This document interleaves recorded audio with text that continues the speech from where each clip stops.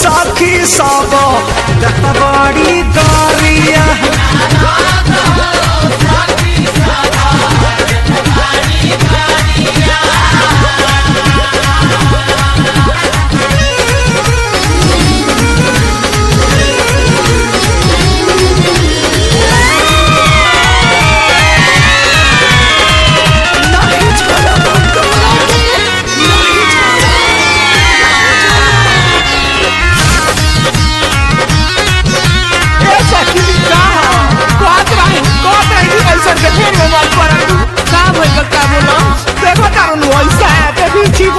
भाग बचन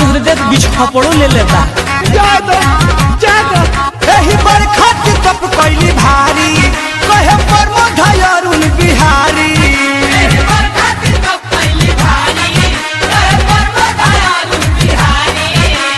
एही बरखा के तप कैली भारी कहे नीरज अरुण बिहारी 84,000 बारिश बितवले उमारी नारद हो सखी सब बाड़ी गरिया